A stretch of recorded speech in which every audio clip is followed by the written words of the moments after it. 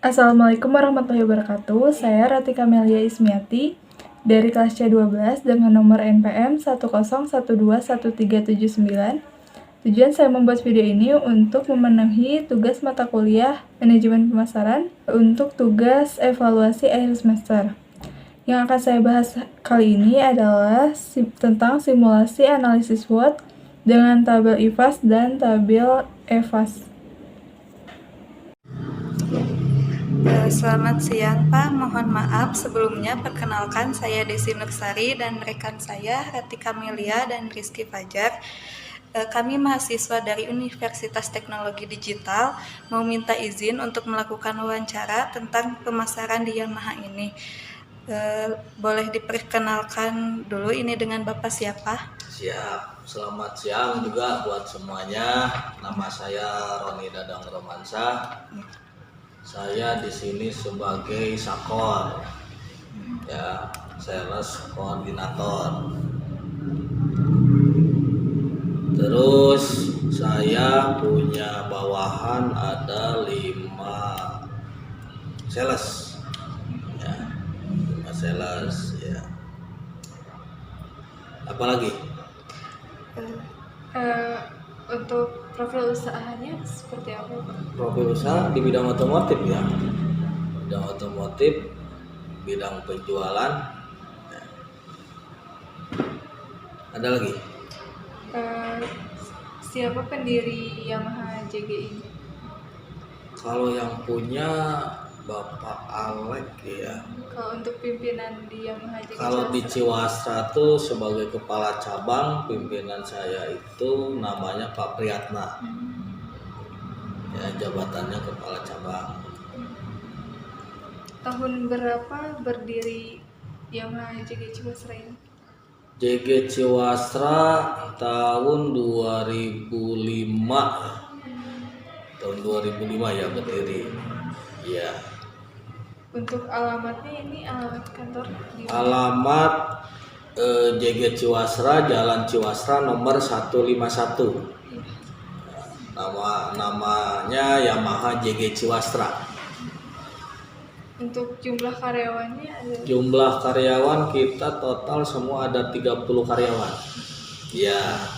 Terdiri dari bengkel? Ya, ada bagian penjualan, sales, terus ada bengkel, ya, mekanik, terus ada admin, sales counter, ya, totalnya 30, ya, 30 karyawan. Bisa diceritakan perkembangan bisnis dari tahun ke tahun, tapi secara garis besarnya aja sih. Alhamdulillah, ya, karena kita kan ditarget juga, ya, jadi mau nggak mau kita harus ngejar target, harus masuk targetnya juga, ya. Kita tiap harinya ada aktivitas, ya, untuk aktivitas pameran kayak di Bormarium Bandung, untuk aktivitas hariannya kayak moving, ya, terus door to door ke komplek-komplek, terus flyering kayak ke kawasan industri, ya. Kita tuh nggak ada batasan area, ya, gitu. Kita semua wilayah tuh kita masuk, ya, untuk pemasaran gitu. Nah, kalau untuk pameran kayak di mall, ya, kayak di Alfa, Indomaret, kita masuk juga. Begitu. Untuk penawaran produk yang menjadi ciri khas Yamaha JG Ciwastra ini apa, Pak? Ya semua kita harus bisa masarin, harus bisa masarin, ya. Karena sekarang zamannya zaman matic, ya, otomatis kita pasarinnya ya matic, ya, karena permintaan maticnya juga lumayan tinggi, ya. Iya, betul. Kalau untuk produk yang lagi ngetren nih sekarang, Yang lagi ngetren tipe Fazio. ini apa? Betul. Nah, itu yang tipe Fazio mungkin karena unik, ya, modelnya apalagi untuk para perempuan banyak yang senang ya lihat bodinya, jadi unik kelihatannya tuh begitu. Mana mau diliatin silakan gitu. Jadi ini untuk tuh Vivo Vario. terhubung ke Ya. handphone. Nah, untuk Vivo Vario tuh bisa connected ke HP, betul. Nah, itu fungsinya. Jadi kita bisa ngecek ya untuk servis, terus bengkel resmi Yamaha di mana aja gitu. Kita bisa ngecek lewat HP. Oke. Siapa saja yang melakukan kegiatan usaha gitu, jadi kayak bagian pemasaran. Untuk bagian pemasaran kan ada divisinya masing-masing ya. Jadi ada bagian sales, bagian penjualan ya. Kita sales tuh ada grade-grade-nya juga. Ada senior, junior, sama training. Kita total sales tuh ada 11 sama sales counter 1. Jadi kalau sales counter tuh yang di dealer di tempat. Nah, untuk sales itu sebagian ya di luar semua. Begitu. Dalam pemasaran media yang digunakan apa gitu? Untuk medsos kita IG jalan, Facebook ya. Semua sih jalan lewat online ya. Semua jalan. Kalau nama media sosialnya Pak? Kenapa? Nama media nama akunnya? Nama akun IG ya. IG tuh untuk IG-nya JG Motor Ciwastra ya. JG Ciwastra Official. Yang cabang ini. Ya, betul. JG Ciwastra Official. Terus apa saja program yang dilakukan untuk kegiatan pemasaran?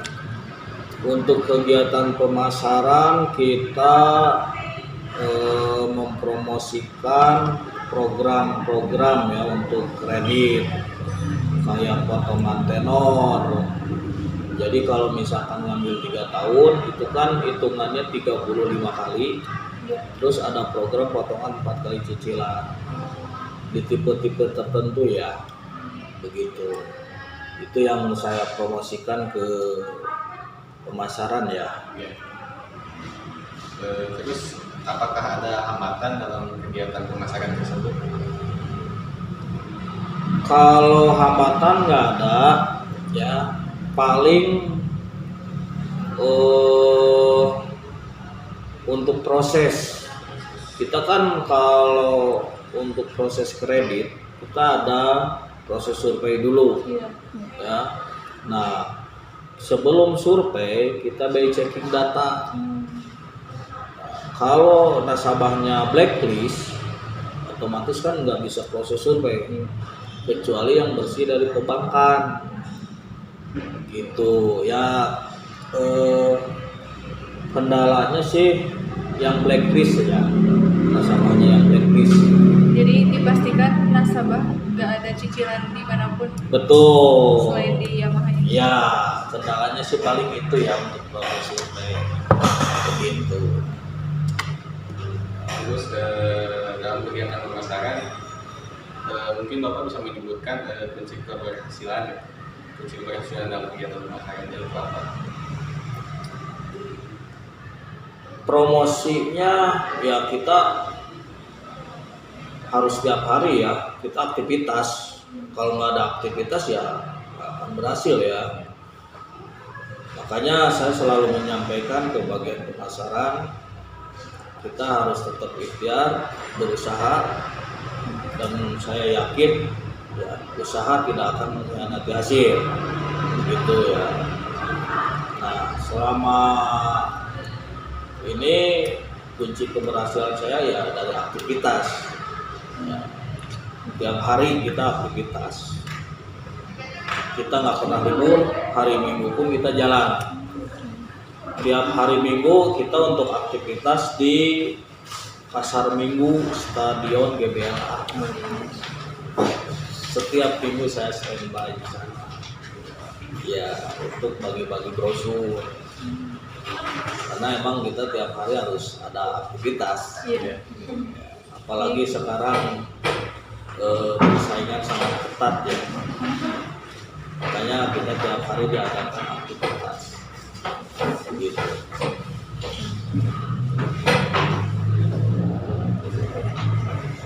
Udah cukup sekian dari kami, Pak. Terima kasih sudah Meluangkan bersedia. waktunya dan terima kasih juga telah memberi izin untuk mewawancarai. Saya akan menjelaskan analisis SWOT dimulai dari tabel IFAS. Yang pertama ada strength.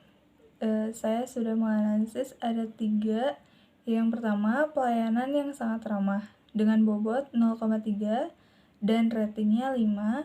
Bobot 0,3 dikali rating 5 sama dengan nilainya 1,5.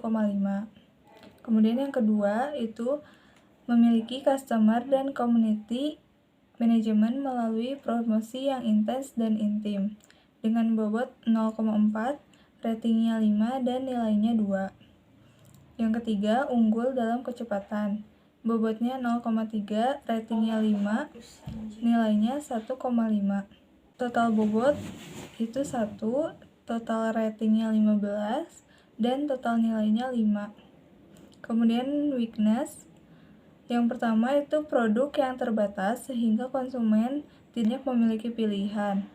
Dengan bobot 0,3, ratingnya 2, dan nilainya 0,6. Yang kedua, kapasitas produksi yang terbatas sehingga sering inden. Dengan bobot 0,3, ratingnya 3, dan nilai 0,9. Dan yang ketiga, jumlah bengkel resmi tidak seimbang dengan motor yang terjual.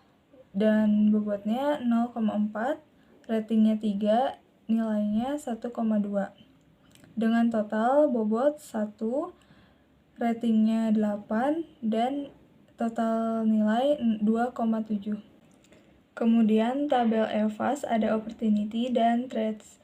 Yang opportunity yang pertama perubahan gaya hidup konsumen dengan bobot 0,3, nilainya ratingnya 3 dan nilainya 0,9. Yang kedua perkembangan teknologi bobotnya 0,3, ratingnya 4, nilainya 1,2. Dan yang ketiga kenaikan tingkat permintaan kendaraan roda 2 dengan bobot 0,4, ratingnya 4, nilainya 1,6. Dengan total 1, rating opportunity 11 dan nilainya 3,7. Selanjutnya ada threats. Yang pertama ada banyak pesaing, dealer sepeda motor resmi ataupun tidak resmi dengan bobot 0,3, ratingnya 3, nilainya 0,9. Yang kedua, banyaknya bengkel tidak resmi dan resmi di daerah Ciwastra dengan bobot 0,5, ratingnya 4, nilainya 2. Yang ketiga, banyak aktivitas pameran dan promosi dari para pesaing. Bobotnya 0,2, ratingnya 2, dan nilainya 0,4. Dengan total threats atau ancaman, yaitu bobotnya 1, ratingnya 9, nilainya 3,3. Selanjutnya saya akan menjelaskan simulasi analisis SWOT. Jadi, strength dikurangi weakness dibagi 2 hasilnya 1,5. Lalu opportunities dikurangi threats dibagi 2 hasilnya 0,2. Dan setelah di grafik hasilnya menjadi titik koordinat 1 yaitu agresif. Saran dari saya untuk yang Mahajiki Ciwastra ini itu untuk tetap meningkatkan strategi yang ada agar perusahaan terus maju dan sukses. Sekian dari saya. Wassalamualaikum warahmatullahi wabarakatuh. Terima kasih.